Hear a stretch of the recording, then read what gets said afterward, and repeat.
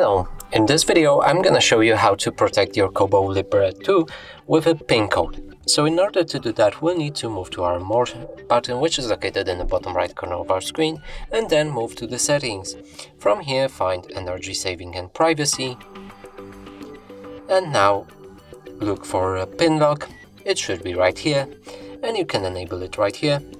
It will ask you for the 4-digit PIN, and you can set up whichever PIN you want.